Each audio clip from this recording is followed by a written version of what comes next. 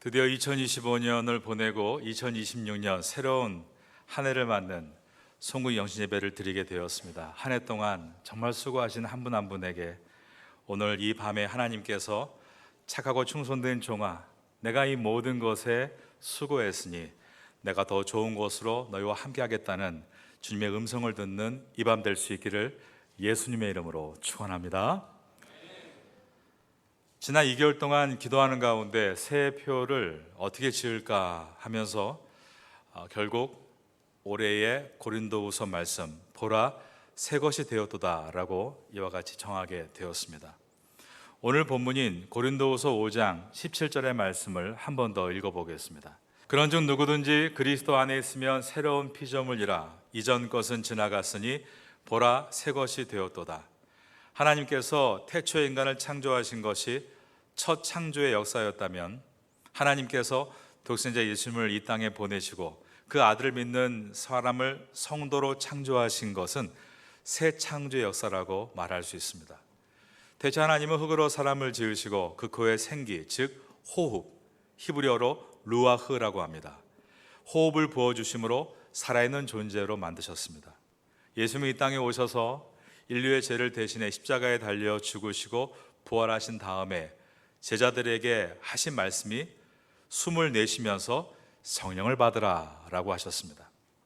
구약에서 성령이란 단어가 루아흐, 이 뜻은 바람, 호흡이란 뜻이 들어있기 때문에 예수님은 이것을 이미지화 하셔서 숨을 내쉬며 성령을 받으라 라고 하신 것입니다.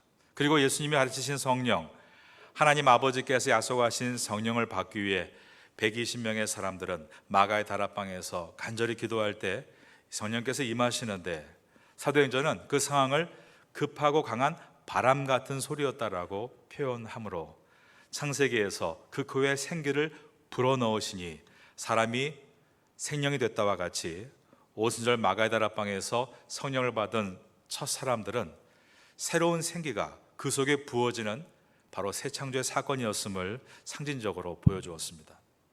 우리 모두가 새 창조가 이루어진 새로운 사람들입니다. 그런즉 누구든지 그리스도 안에 있으면 새로운 피조물이라 우리를 향해서 하시는 말씀입니다. 이전 것은 지나갔으니 라고 되어 있습니다. 이 뜻은 죄와 죽음을 따르던 옛 모습은 지나갔다라는 뜻입니다. 대신에 하나님의 의로움과 생명을 따르는 새로운 삶이 시작되었다라고 선포하고 있습니다. 이전 것은 지나갔으니 보라 새 것이 되었도다. 우리의 속사람은 날로 새로워진다라고 하신 것입니다. 이 말의 뜻은 이제 우리는 예수를 믿는 성도로서 성화되기 시작했다라는 뜻입니다. 성화의 삶, 다른 말로 거룩한 삶은 우리의 힘으로 되는 것은 아닙니다.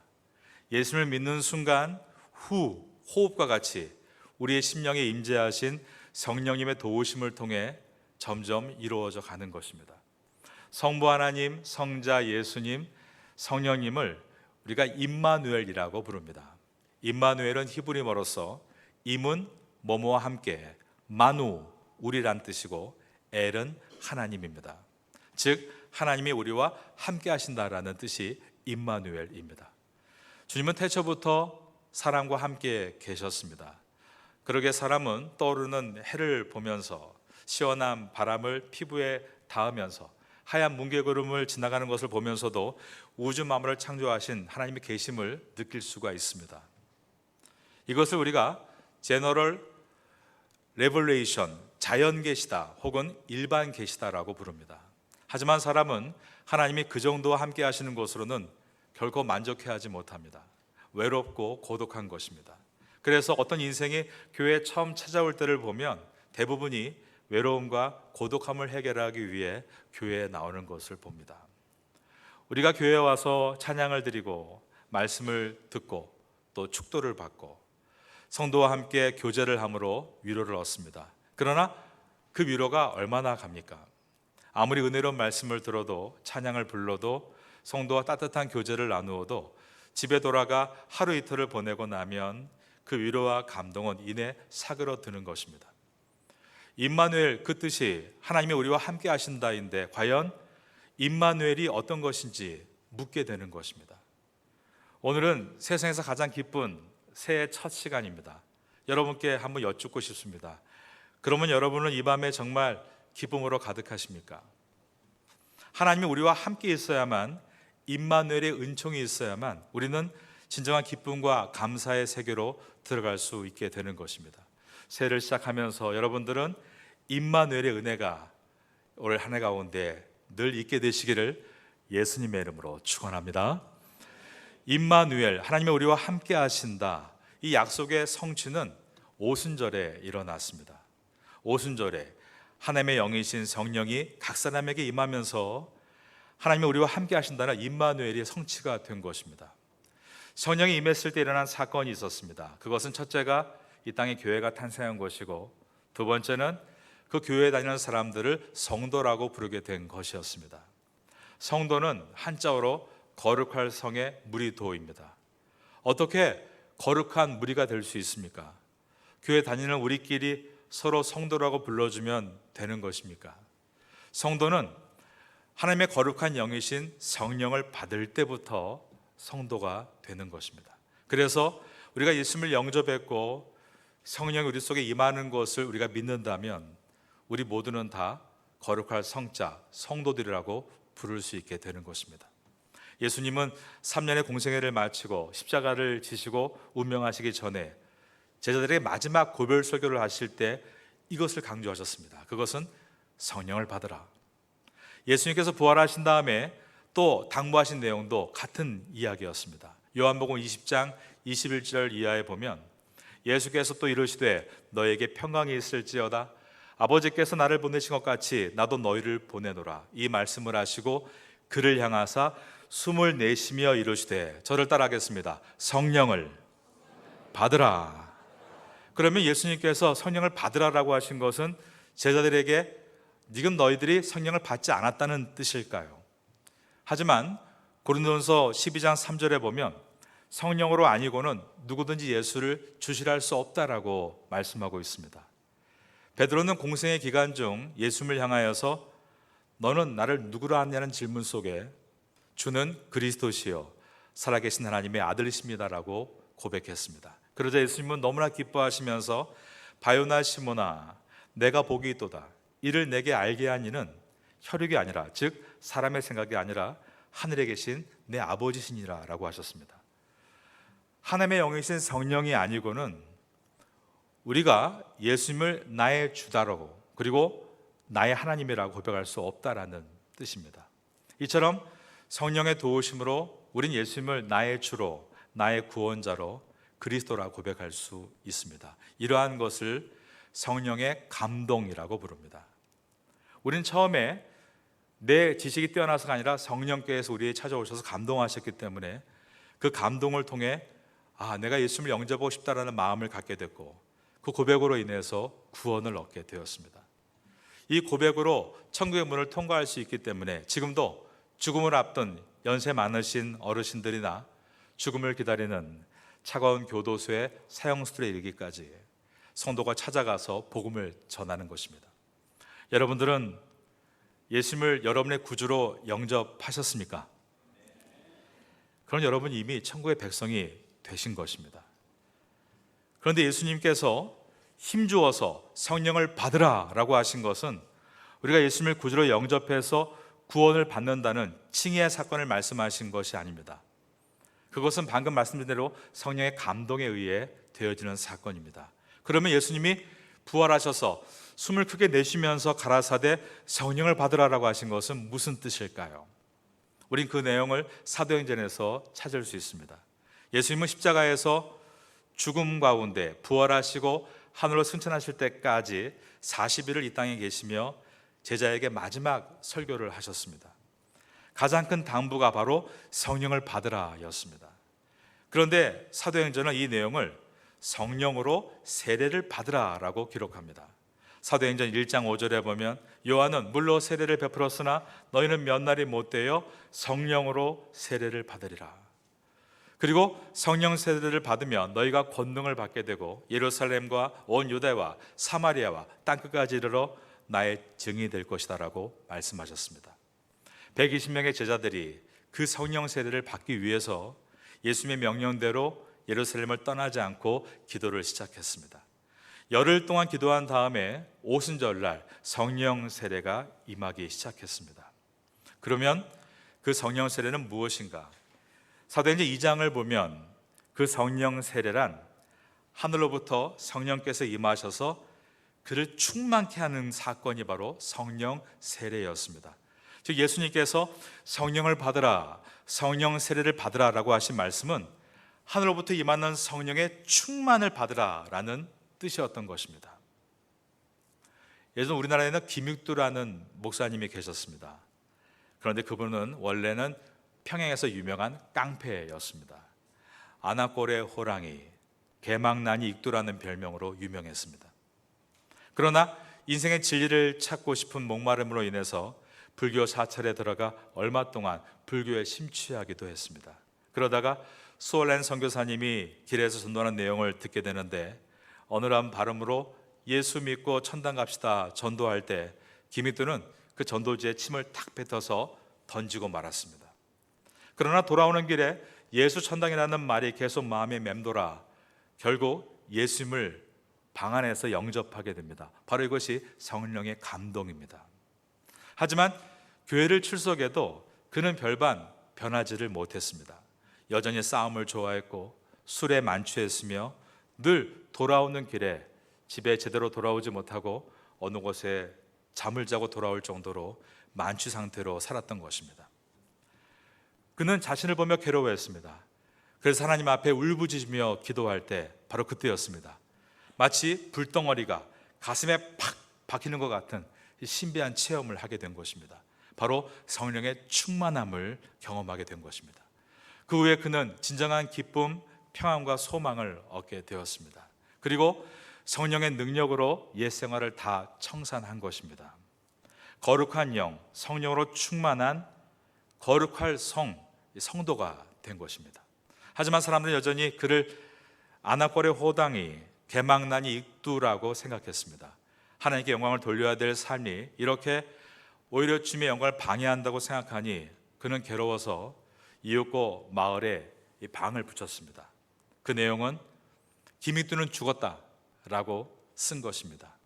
그러자 사람들이 김익두를 시험하기 위해서 얼굴에 오물을 뿌리는 사람도 있었습니다. 김익두는 화가 머리끝까지 났지만 참았습니다. 어떤 취객은 나무 그들이 앉아있는 김익두를 보자마자 왜 여기 앉아있느냐 시비를 걸고 막 때렸는데 김익두가 그냥 맞은 것입니다. 아무 없이 맞고 있다가 내가 김익두라고 말하자 그 취객은 술이 번쩍 깨면서 벌벌 떨기 시작했습니다. 그런데 김익두가 아무 말도 하지 않고 그냥 부흥에 데리고 가서 그도 예수님 믿고 훌륭한 장로가 됐다는 일화가 있습니다. 나중에 김익두는 목사님이 되셔서 28,000번의 설교를 하고 776번의 부흥 집회를 인도하고 150개의 교회를 개척하고 120개의 유치원을 개원하는 놀라운 일을 감당했습니다. 나는 나를 바꿀 수 없지만 성령이 임하시게 되면, 성령께서 충만하게 임하시면 나를 바꿀 수 있다는 것을 그는 보여준 것입니다. 여러분은 새해를 시작하면서 이 성구 영신 예배의 가장 큰 선물로 주님께서 여러분에게 성령의 충만함을 주시기를 예수님의 이름으로 축원합니다. 그러면 어떻게 해야 성령의 충만을 받을 수 있는 것인가? 첫 번째는 회개 기도를 많이 드리는 것입니다. 사도행전 2장 38절에 보면 베드로가 이르되 너희가 회개하여 각각 예수 그리스도의 이름으로 세례를 받고 죄사함을 받으라. 그리하면 저를 따라합니다. 성령의 선물을 받으리니, 즉 성령의 충만함을 받을 것이라고 말씀했습니다. 깡패였던 김익두가 목사님이 되어 부흥 강사로 활동하면서 1919년부터 20년 동안 성령의 폭발을 일으켰는데 전국은 물론이거니와 시베리아와 저 멀리 일본까지 부흥회를 인도했습니다. 수많은 사람들이 성령의 충만함을 경험했는데 그 설교는 매우 단순했다는 것입니다. 회개 설교를 하고 나서 모두 함께 눈물로 회개를 드린 것입니다. 그 당시에 김인서라는 목사님이 1920년 10월 서울 승동교회에서 김익두 목사님이 인도한 1만 명 집회를 다음과 같이 글로 남겼습니다. 대전 9년 여름이라 사람들은 기도회에 모이면 회개하여 울고 슬퍼 울었나니 울고 울어 눈물의 집회가 되었다. 저녁에 설교를 들을 때면 재미나 웃고 슬퍼서 울었는데 사람이 너무 많이 모인 탓에 다수의 회중은 김익두 목사의 말을 잘 듣지도 못하면서 함께 웃고 함께 울었다. 여러분, 새해는 하나님 앞에 더 많이 회개기도 하심으로 깨끗한 심령이 되어 성령을 받게 되시기를 바라겠습니다. 두 번째로 성령 충만을 받는 방법은 말씀을 가까이 하는 것이 있습니다. 사도행전 10장 44절에 보면 베드로가 이 말을 할 때에 성령이 말씀 듣는 모든 사람에게 내려오시니라고 되어 있습니다. 말씀을 들을 때 성령이 내려오셨다라고 기록되어 있는 것입니다. 아나꼬리 호랑이 개망나니 익두가 성령의 사람 김익두 목사님이 된 방법은 말씀으로 자신의 속을 완전히 채웠기 때문이었습니다. 그분은 세례를 받기 전에 신약성경을 무려 100번을 읽었습니다. 그러면서 완전히 성령의 사람, 새 사람이 된 것입니다. 그리고 평생 신약성경을 1000번, 구약성경을 100번 읽으면서 능력의 종으로 살아갈 수 있었습니다. 그분은 성경을 눈물로 읽은 것으로도 유명합니다. 다음과 같은 말을 남겼습니다. 나는 사복음서를 읽을 때마다 단 한 번도 울지 않은 적이 없었습니다. 예수님이 십자가를 지고 가는 모습, 그 십자가에 달려 못 박히신 장면을 상상하면 눈물이 앞을 가려 성경 글씨가 보이지 않았습니다. 나는 금식도 많이 해보고 이적도 많이 체험해보고 부흥지파도 많이 해보았으나 성경을 읽어 얻은 은혜보다 더 큰 은혜가 없음을 깨달았습니다. 여러분도 새해 성경을 읽으실 때 이러한 성령의 충만 은혜를 받게 되시기를 바라겠습니다. 세 번째로 성령 충만을 받는 방법은 주의 종이 안수할 때 성령 세례가 임하게 됩니다. 사도행전 8장 17절에 보면 이에 두 사도가 그들에게 안수함에 성령을 받는지라 라고 되어 있습니다. 주 예수 이름으로 안수할 때 안수받는 사람들이 성령을 받게 되는 것입니다. 저희는 이제 설교를 마치고 오늘 안수기도를 받게 됩니다. 안수기도는 병이 나으려고 받는 것이 아닙니다. 안수기도를 받는 이유는 성령 충만을 사모함으로 받는 것입니다. 그러면 우리의 연약함도 성령께서 치유해 주십니다. 오늘 이 방 가운데 여러분들은 사모함으로 기도를 받으시고 여러분 마음속에 있는 여러 가지의 문제와 상황들이 해결되는 은혜가 있게 되기를 예수님의 이름으로 축원합니다. 성령은 한글 성경에 보혜사다라고 번역해 놓습니다. 영어 성경에는 헬퍼 또는 카운셀러라고 번역해 놓았습니다. 그런데 원문이 헬라어에 보면 이 성령은 파라클레이토스라는 단어입니다. 파라클레이토스의 의미는 가장 큰 의미가 보증인이란 뜻입니다. 여러분은 보증인의 의미를 잘 아실 겁니다. 신령이 있는 사람만을 우리는 보증인을 써줄 수 있습니다. 왜냐하면 보증을 잘못 썼다간 함께 망하기 때문입니다. 그런데 하나님의 영이신 예수의 영이신 성령님을 가리켜 파라클레이토스다, 보증인이시다라고 말씀하면서 우리를 보증 서주신다라고 하신 것입니다. 나도 나를 보증 설 수가 없는데 말입니다. 실패한 인생인데도 거룩을 담보할 수 없는 늘 죄 많은 인생인데도 불구하고 나를 보증 서신다라고 하셨습니다. 그리고 그런 신뢰할 수 없고 믿을 수 없는 나를 신뢰하고 믿을 만한 사람이 되도록 나를 점점 바꾸어 가시겠다라고 말씀하셨습니다. 파산한 내 인생에 찾아오셔서 신뢰할 만한 사람으로 나를 변화시키겠다. 바로 이것이 파라클레이토스, 우리의 보증이 되시는 성령님의 하시는 일입니다. 이것이야말로 진정한 임마누엘, 주님이 우리와 함께 하신다는 의미가 되는 것입니다. 여러분 모두가 새해를 시작하면서 무엇보다 여러분의 보증이 되시는 성령의 충만함을 얻어서 이 한 해 가운데 많은 문제 속에서 이전 것은 지나갔으니 보라 새 것이 되었도다. 우리의 능력이 아닙니다. 성령께서 여러분들을 새롭게 만들어 가시는 한 해가 될 수 있기를 예수님의 이름으로 축원합니다.